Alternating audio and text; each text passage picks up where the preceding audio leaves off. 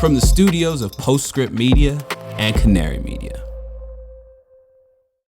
I'm Shayle Kann, and this is Catalyst. So what I'm hearing is that this unseasonably warm winter in Europe was an incredibly lucky break for Europe. Exactly. It's up, it's down, it's a crisis. Wait, no, it's not. Is it? It's natural gas.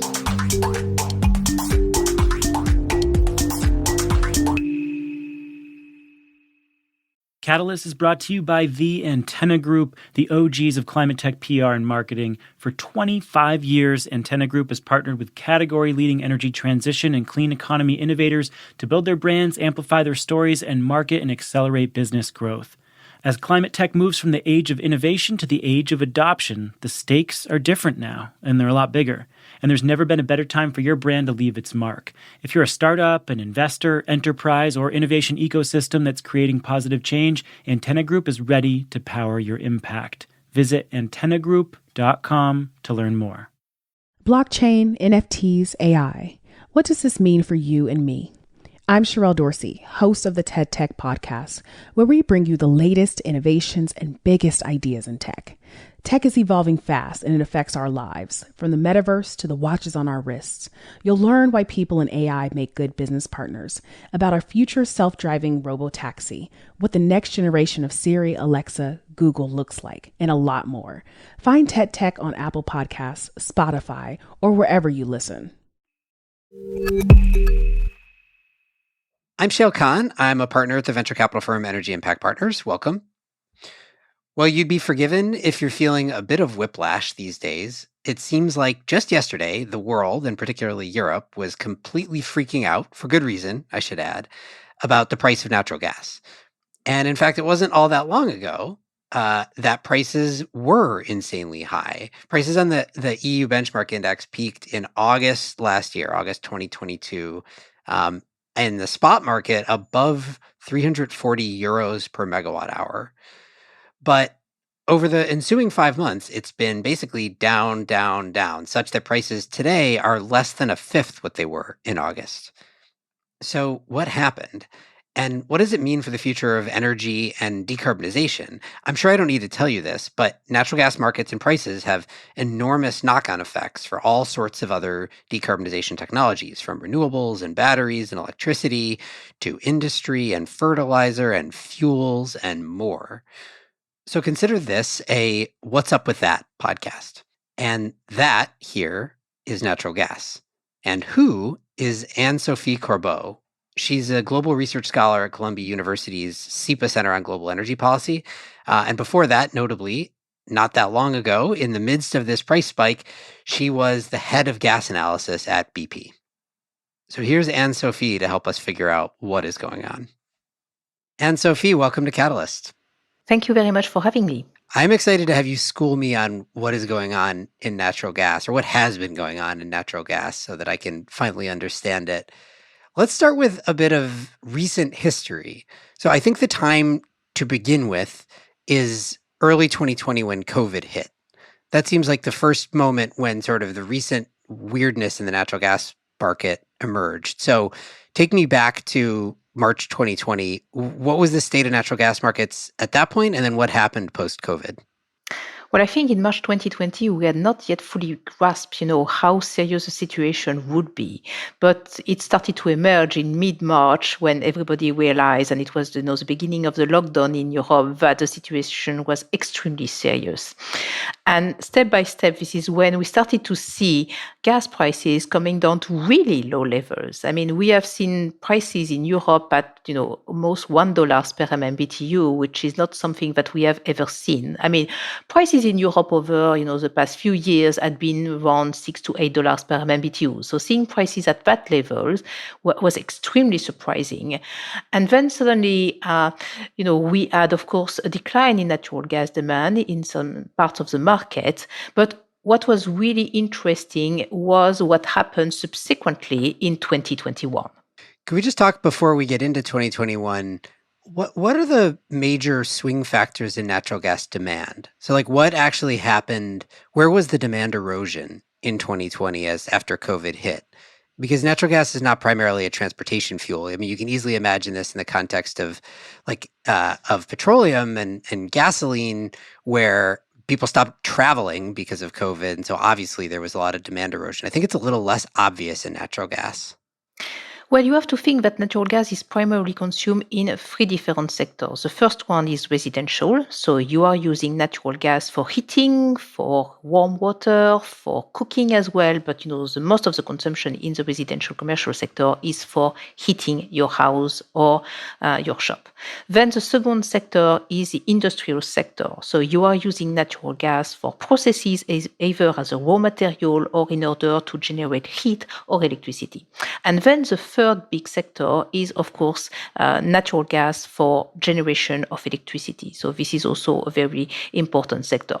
So, I mean, if I really wanted to simplify, I would say that, about a third of gas markets of gas. Okay, I have to stop here because actually I don't remember exactly the numbers on top of my head, so maybe I am going to stop there. But these three sectors are really representing the bulk of natural gas consumption. Now, when COVID hit, of course, we had different impacts.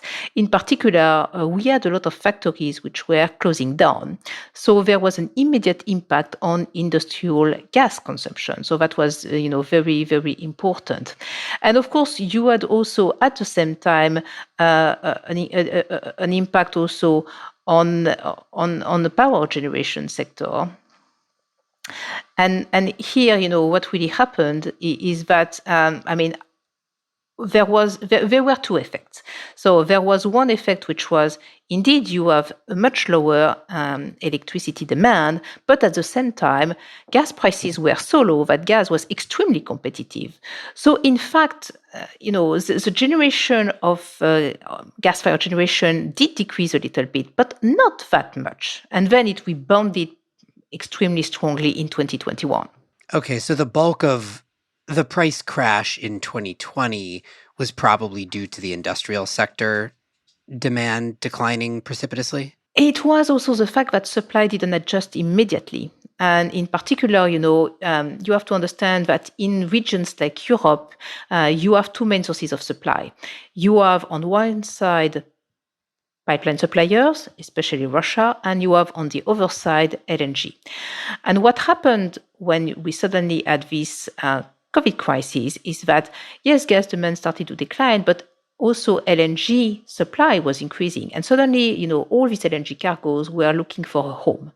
What is really very important to understand about the European market is that this is basically the supply adjustment for the global gas market.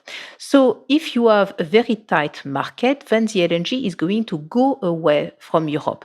Think of Fukushima, for example. When Fukushima happened, suddenly Japan needed a lot of natural gas in order to replace nuclear generation. So all the LNG cargoes went to Japan. So we had a very tight market. The LNG went away from Europe. But in 2020, exactly the opposite happened. The LNG cargoes were looking for a home.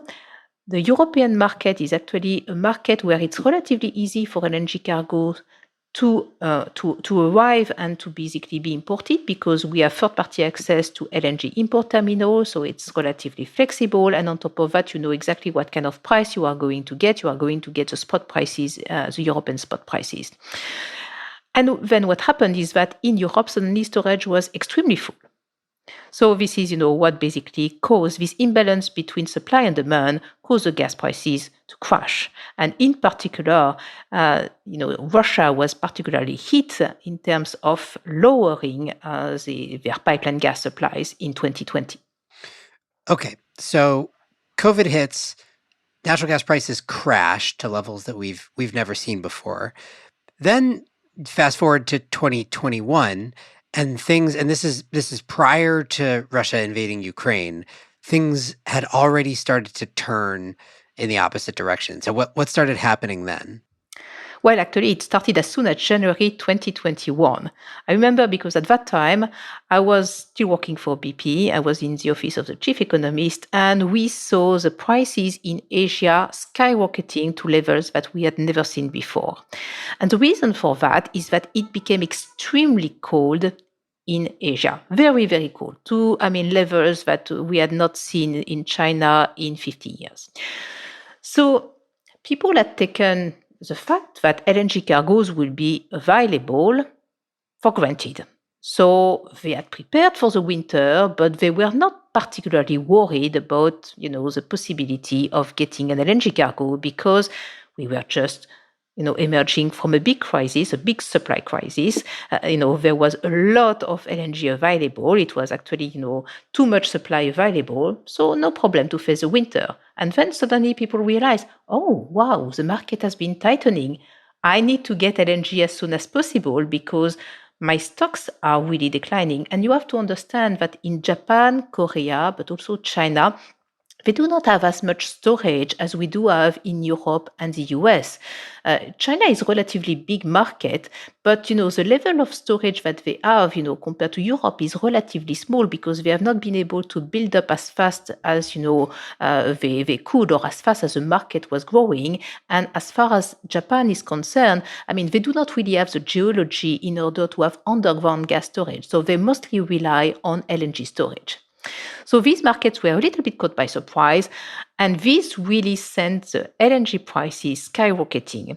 And that was the first signal that, okay, that's strange, something is happening. And then the second big event in 2021 was happening in the United States. You probably remember February 2021, that was a Texas freeze when the Henry Hub gas prices went through the roof because, again, suddenly we had a very strange, abnormal weather event, which really sent gas prices again through the roof. And that was the second event. And what we saw over the year 2021 was that gas prices were progressively increasing. So in fact, you can really say that there were 6 different reasons for this progressive tightening of the global gas market. The first one was that we were just getting out of COVID. So what happens is that demand, energy demand, and gas demand in particular, has been rebounding. So that was the first thing. The second thing was all these very abnormal weather events. So very cold weather in Asia. We had also very long winter in Europe. I remember I was still hitting my place in May 2021, which is very unusual. Usually you stop by April. So that was the second thing. And on top of that, we had also a very hot summer. So when you have a hot summer, you need more air conditioning, so you need more power generation, and therefore you tend to use more gas-fired generation. But we had also very strange things happening with renewable generation. And that's the third factor. Think about exceptional drought in China, in Brazil. So what do they need in order to replace that? Well, gas for gas-fired generation. We had also something very strange happening in Europe, which was a decline in wind generation in spring 2021. That's very strange because we were adding new wind power, but the generation was actually dropping. So a very interesting thing. And then in general, all the commodity prices were increasing. So coal prices were increasing, oil prices were increasing, carbon prices were increasing. And you can think of a loop whereby everything is basically pushing each other. And then those are all, the demand factors. Then if I turn to supply, my fifth factor would be, well, the global LNG market is extremely tight because it was working relatively well, but we had all these very strange accidents. So there was a plant in Norway which had a fire. So the plant was down for more than a year and a half. We had a lot of force majeure in different plants. We had some technical issues. We had maintenance, which was originally scheduled for 2020, happening in 2021. So that made the global LNG market a little bit tighter than what was expected by the market. And then came the sixth factor, Russia. So we started thinking that, there was something very strange happening with Russia. I think in April, May 2021, because Russia was actually not booking more capacity in order to send gas to the market. So we had the impression that they were a little bit withholding, gas supplies. But the Russians were saying, well, we had also a very, very cold winter. So we need to refill our storage because, in our place, the winter season is extremely serious. So we cannot have our citizens freezing in the dark. Therefore, we need to refill our storage. And then it continued. And I think, the alarm bell started ringing in the fall, in September, when the prices started to increase to $30 per MMBTU and more. So remember, compared to an average of 6 to 8, that was suddenly pretty high. And we had never seen prices that high. So we go 6 to 8 average down to 1, up to 30. And this is prior to Russia invading Ukraine. As you said, there were signals from Russia that were interesting, but the invasion had not actually occurred. Before we talk about that, though, I guess one thing this is making me think about, on the demand side, all those factors that you described, most of those are weather related. And as you said, there were a bunch of, you call them weird, strange, semi-anomalous weather events. But as climate change progresses, presumably those types of things, whether it is a drought in China or a heat wave in the summer in Europe or a cold snap in Texas in the United States, whatever it might be, like those will all become more frequent. So is the presumption that the volatility in gas markets will increase over time just purely as a function of increasing volatility in weather? Oh, and I should say also dependence on renewables, right? Same thing, right? Like all these things are affected by the weather. And so if the weather becomes more volatile, do these markets just inherently become more volatile? I personally think so. We are completely unable to predict, what the weather is going to be. If I look at Europe, over the past month, we have had extremely cold weather during the first 2 weeks of December, and now we have completely abnormal weather. It's 15 degrees outside and I am in Paris. It's very, very strange. People were, in the south of France eating ice cream during Christmas outside and they were, even going swimming in the sea. Okay, they have to be courageous because it was a little bit cold. But this is not the type of thing that you see during the Christmas break. So it's extremely strange. And indeed, because gas-fired generation is usually the flexible thing which is helping in the power sector, in my opinion, there is no doubt that we are going to see more and more of that. And also natural gas is used for heating. So it's becoming extremely difficult to predict, how much natural gas you will need for the residential sector from one year to another. I have to say that right now we are pleased in Europe that, the weather is so mild because this is reducing our natural gas demand. But part of me is thinking, okay, but this is going to have implications for later. Because, for example, if we don't have enough snow, we might have lower hydro levels down the line. Lower hydro levels, that means that we are going to need more natural gas power generation eventually during summer. And this is exactly what happened actually in 2022. But I think we will come back to that later. Catalyst is brought to you by Antenna Group. Antenna Group is the largest integrated marketing and public relations agency dedicated to the energy transition and clean economy. It represents a portfolio of over 75 category-leading companies across solar, storage, smart grid, EVs, electrification, carbon capture, sustainable materials, decarbonization, and beyond. They've been at it for 25 years before clean tech was even a word. They've built some of the largest brands in the industry along the way. With unmatched domain expertise and global teams led by industry insiders, Antenna Group is on the front lines helping climate tech companies with go-to-market strategy, public relations, digital marketing, and much more. If your company is looking to win the hearts of investors, customers, influencers, or strategic partners, look no further than Antenna Group. These guys are also hiring like crazy, so for all you climate communications warriors out there, go to antennagroup.com to check out job openings or to work with them on your PR strategy. Back to our chronology here. So prices are already spiking. They're up in the $30 per megawatt hour. I'm sorry, €30 per megawatt hour range. prior to Russia invading Ukraine. Then Russia actually invades Ukraine. So what happened? It sort of supercharged this trend line that was already occurring. What did it look like in natural gas markets, from the point at which Russia invaded Ukraine until, I guess, August of last year, 2022? I think I should add that we had a lot of drama also during the fall 2021 and the beginning of the winter. I mean, there were all these stories about should we have Nord Stream 2 or not? It was the pipeline from Russia to Germany, which was about to be commissioned. And we had a change in the German government. People were thinking, do we want this pipeline to be commissioned? Of course, the Russians were adamant that this pipeline should be commissioned. The new government was not so sure. We had a lot of regulatory issues around this pipeline. And this was happening on the back of, Russia is really doing some very strange things with the supply because, they are fulfilling their long-term contracts, but usually on top of that, they are selling more gas and they are no longer selling more gas.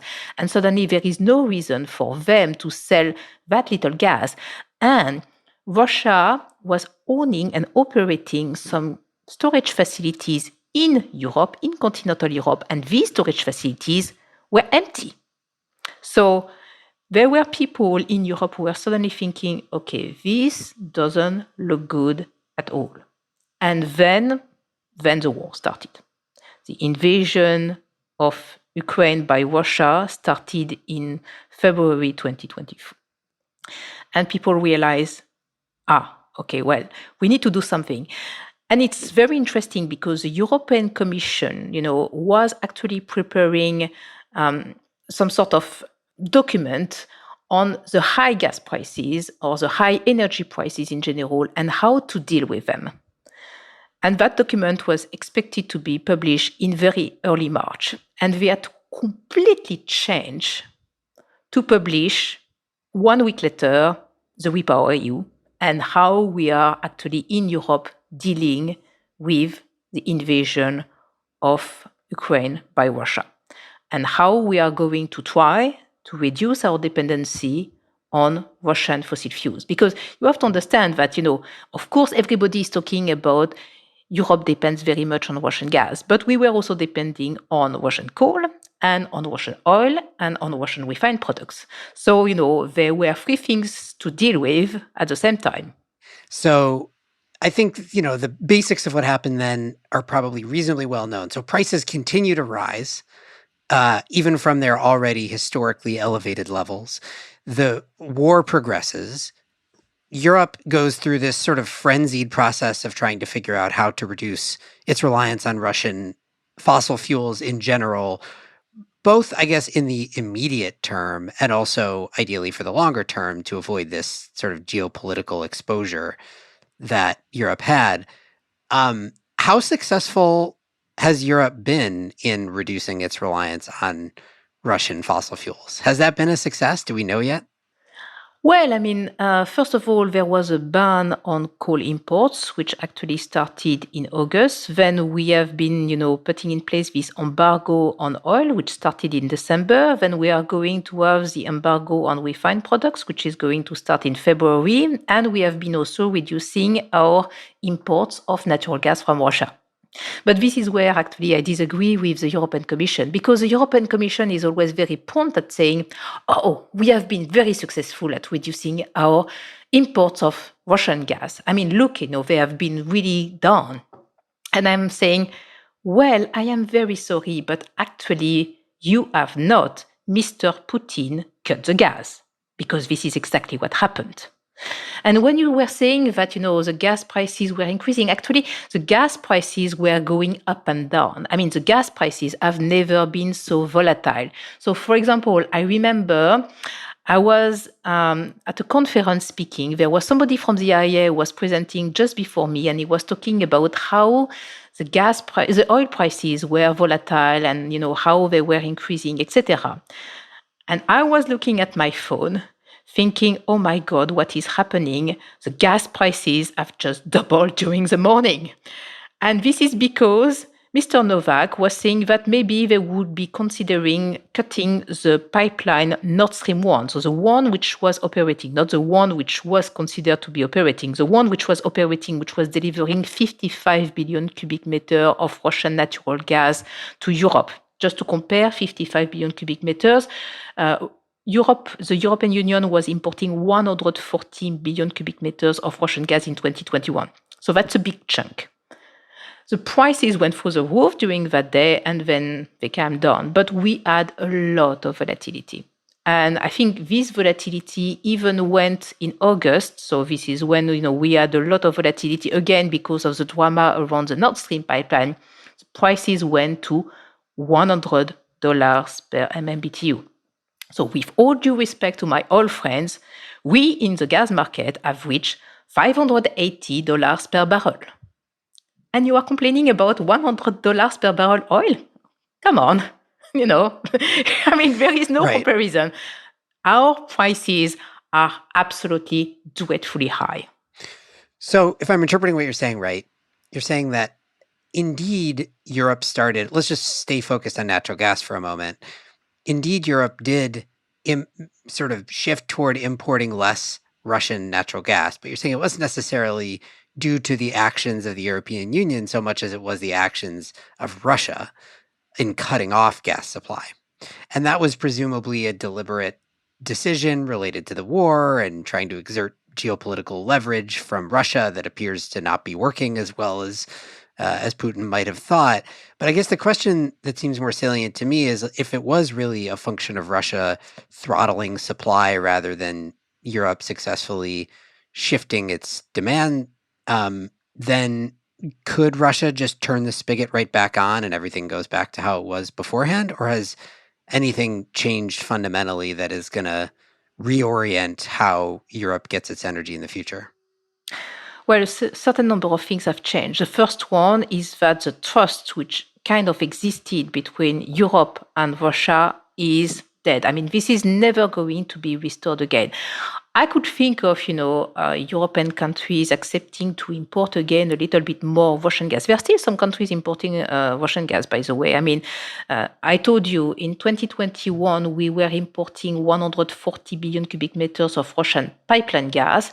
Now we are importing the equivalent of 25. So you can see that the reduction is pretty steep. But there are still countries, such as Hungary, for example, which are very happy to import Russian pipeline gas. So the first problem is indeed the trust. The second problem is that there are a certain number of countries which would never want to be depending on Russia again, and which were actually preparing to be independent of Russian pipeline gas. That's the case for Poland, which has inaugurated a new pipeline coming from Norway a few months ago, and which was also increasing its dependency on LNG. And then the third problem is that, we have a small infrastructure problem. You remember these Nord Stream 1 and Nord Stream 2 pipelines? Well, they are gone. So, if you want to import as much Russian gas as you did before, that means only one thing. You need to import a lot of gas going through Ukraine. And I have doubt about whether this is realistic given the situation. I mean, first of all, I am absolutely amazed that nobody has managed to actually destroy a gas pipeline within Ukraine. I mean, this is like miraculous because, we know that, accidents happen, but there is still Russian gas going through Ukraine as I speak, very strangely. But, thinking that we could go to, 100 billion cubic meters of Russian pipeline gas going through Ukraine, not immediately and probably not in a long time. One thing that I need to add, however, we are importing Russian LNG. And, I wrote a little note on that and suddenly everybody realized, actually, Russian LNG is still coming to Europe. Yes, it's still coming. Nobody's talking about that. This is actually included in the global LNG supplies, which is coming to Europe's rescue. But in fact, part of that is Russian LNG. Right. Okay. So there's lots of complex dynamics here. The result, though, so what has been surprising, I think, for those of us who are not as deeply embedded in natural gas markets as you are, I think, we saw prices running up in 2021. We saw Russia invade Ukraine. We saw prices spike, or as you said, they got very volatile, but at various points they did spike after that, culminating in sort of summer 2022, where prices hit these like insane record levels you alluded to in the hundreds of dollars per MMBTU, again, as compared to a historic average of 6 to 8 and a low of 1 just a couple of years earlier. So the expectation, I think, for those of us who maybe weren't able to predict it, is that maybe prices would come down from those ridiculous, 3-figure per MMBTU levels, but that they would remain elevated for some extended period of time. And I think as it pertains to the types of things that I think about, which is, what is our long-term trajectory and what's going to replace natural gas in some sectors, there's expected to be, I think, a long-term, mid to long-term signal to switch off of natural gas. Instead, what has happened, at least as of this recording, is that prices since August there's been volatility continually, as there always is, but they've basically been on a downward trajectory to the point where today, as of this recording, they have fallen below the pre-invasion level. So gone down by a factor of 5 plus since their peak. So what happened? Well, what happened is what I told you. We are experiencing very, very warm weather. And basically, so it's very difficult to think that we are going to go to lower levels in terms of Russian gas. So we are actually already at a low. Gas demand has adapted, but gas demand is really, really low because of this warm weather. There has been also a lot of destruction in the industrial sector. And on top of that, our storage are still relatively full. So I think, the market has been calming down a little bit. And on top of that, the fuel, which is also competing with natural gas in the power generation sector, which is coal, the prices have come down as well. Before they used to be around 300 something dollars per ton, which was also completely crazily high. And now I just checked, they are at about $180 per ton. So, we have seen also things coming down a little bit. But really, the main factor is weather, and weather again. Okay. And so weather surprised us all, and now it's warm in the winter in Europe and demand is lower and prices have come down. I guess help me distinguish between these short-term weather-driven phenomena and the long-term, or I guess even the medium-term future for European natural gas. Imagine that, we get through this winter and then weather goes back to some version of historical norm. What does it look like over the next year then? Do prices spike right back up, assuming that Russia is continuing to throttle supply? Are we potentially entering a low-priced environment for an extended period of time? Like, what is the outlook? I know predicting is clearly nearly impossible given what's happened recently, but what are the dynamics that will affect it? Absolutely, totally impossible. But let me give you some very important benchmarks. So first of all, we said that gas prices are lower, but they are still about 3 to 4 times higher than what they were before the invasion. So I was just checking before, we are at about 60 euro per megawatt hour, which is roughly $20 per MMBTU. So we are high. We are not in a normal environment. Not yet. The second thing is that unfortunately for Europe, this invasion and the whole thing happened just when global LNG markets were tightening. And this is something that we knew was going to happen years ahead, because in the LNG market, it takes a lot of time to bring supply online. Usually for a normal onshore LNG liquefaction plant, you will need about 5 years to build it. The record has been broken by Calcasieu, which has done his plant in about 3 years, but this is more an exception than the rule. And in fact, many LNG liquefaction plants actually tend to be built with a lot of delays. So we know that the period between 22 and 25 is going to see relatively little additional capacity of LNG. And actually, where it's getting even more tricky is that the biggest LNG plant which was expected to start is Arctic LNG 2, which is in Russia. And this plant is very likely to be hit by sanctions. So we have absolutely no idea whether it's going to start as planned this year or not, and whether the free trades are going to be operational as expected. So this is adding a little bit more uncertainty on the global LNG market. So to your question, the markets are very likely to be tight up until 2025 because we know that in 2025, a certain number of new LNG plants are going to start. Golden Pass, although they have said 24 potentially, but I tend to be cautious. The Qatari LNG, Sabine Pass, Corpus Christi, the expansion at the end of the year 2025. A lot of plants are going to arrive at that time. And this is where we really expect global LNG market to be less tight. But between now and 2025, it's going to be tight. Remember something very important. One of the main reasons why Europe has been going through the past year is because of Xi Jinping and its zero COVID policy. Because Chinese gas demand has been muted, its LNG imports have declined massively, and China in 2021 was the largest LNG importer. And that's why we got, I think, about 20 billion cubic meters back to Europe. And when I was looking at the REPowerEU announcement, March 2022, I was thinking there is no way we are going to add an additional 50 billion cubic meters of LNG to Europe in 2022. There is no way. Well, we did, but because I had not expected the zero COVID policy to hit China that way. Now, you are looking at the situation in China. Of course, right now, people are suffering from this COVID outbreak.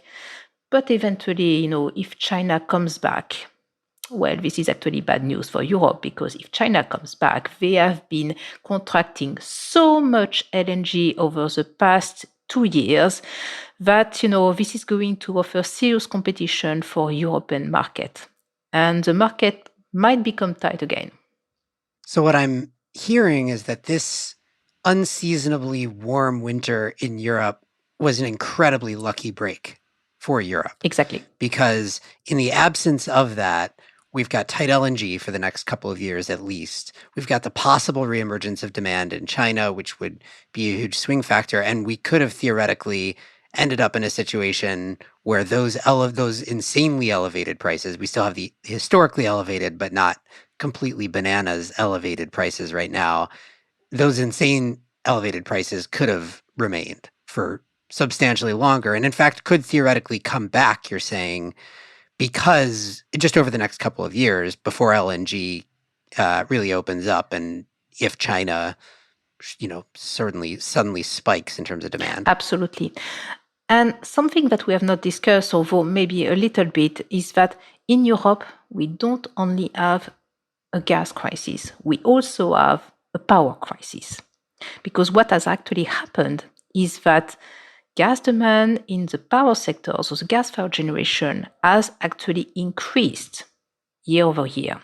So, for example, over the first 11 months of 2022, gas-fired generation in the EU has increased by almost 4%. And why is that? Because of a reduction in nuclear generation and because of a reduction in hydro generation. So the reduction in nuclear generation is because Germany has decommissioned 3 nuclear power plants at the end of 2021, and because France has a lot of issues with its nuclear power plants. Part of the issue is because these power plants are 40 years old. They need to go for a thorough inspection that was planned years ago, but this is happening now. And the second problem is because of corrosion. The hydro generation drop. So this is definitely because of climate change. But believe me, we have never seen such low levels of hydro generation across Europe. This is frightening, actually. And this is, why this crisis in the power generation sector is impacting the gas sector, because if we didn't have that problem, then we could have had a reduction of gas demand in the power sector and the situation would be much less tight. But because we are accumulating these two problems, then the situation is becoming extremely complicated to handle. I guess final question for you. One of the what seemed like were going to be the near-term outcomes as prices were spiking in Europe was going to be a catalyzing effect on alternatives in some of the areas, in some decarbonization areas. So say, for example, heat pumps. There's a big push for heat pumps in Europe to replace natural gas with electricity, more efficient electricity in heating, or residential behind-the-meter solar, all these kinds of things that were sort of hedges against natural gas prices or fuel switching from natural gas to electricity. As you pointed out, Europe also has an electricity crisis, so it's not like switching from natural gas to electricity directly necessarily drives a benefit, but it did seem like there was a galvanizing effect. Do you see that being muted by the fact that prices have crashed again, or was the run up in prices a sort of an excuse for the European Union to accelerate a push for a bunch of technologies that they wanted to push anyway? This is actually an opportunity, but what I observe is that it's still taking a lot of time in order to push all this technology. So we are talking about heat pumps, we are talking about deploying wind and solar more rapidly, we are talking about pushing hydrogen as well. But the thing is that these investments are not happening overnight. I mean, we are trying in my place to have a heat pump where, between all the authorization, etc., convincing the other owners of the other flats, it's going to take us maybe 1 year to install the heat pumps. So, it's not something which is happening overnight. So, there is the objectives, the ambitions, and there is a reality on the ground. If I talk to people who want to install windmills, well, they are going to tell me, we really absolutely need to simplify all these processes, all these permits, because what is really restricting us right now is all the permitting. It's taking forever. So, we need to simplify. And I think the European Commission has understood that, countries have understood that, but there is still a gap between aspirations and what is happening on the ground. So we need to go much faster. But to go back to your point, I think, it's very clear for most people that despite the current drop in prices, the situation is still very serious. We need to continue to save energy and in particular natural gas, and we need to go faster on this energy transition. Well, Anne-Sophie, I feel like I have a 50% better understanding of what the hell's going on in natural gas markets, which is saying something for a 45-minute conversation. So thank you so much for illuminating me. Thank you for having me. It was a pleasure. Anne-Sophie Corbeau is a global research scholar at Columbia University's SIPA Center on Global Energy Policy, where she focuses on hydrogen and, as you now know, natural gas. So what did you think? What questions do you have for this show? If you want me to cover a topic that is near and dear to your heart, now is the perfect time to let us know. We're hosting an Ask Me Anything episode where I answer, or at least attempt to answer, all of your questions, big and small, about climate tech and the energy transition. To send in your question or comment if you want, tag us on Twitter or LinkedIn with the hashtag AskCatalyst. That's hashtag AskCatalyst. You can also send us a voice memo or an email at catalyst@postscriptaudio.com. If you like the show today, as always, go to Spotify or Apple Podcasts or wherever you get the show and leave us a rating and review. This show is a co-production of Postscript Media and Canary Media. You can head over to canarymedia.com for links to today's topics. And as always, Postscript is supported by Prelude Ventures, a venture capital firm that partners with entrepreneurs to address climate change across a range of sectors, including advanced energy, food and ag, transportation and logistics, advanced materials and manufacturing, and advanced computing. This episode was produced by Daniel Waldorf. Mixing by Roy Campanella and Sean Marquand. Theme song by Sean Marquand. I'm Shayle Kann, and this is Catalyst.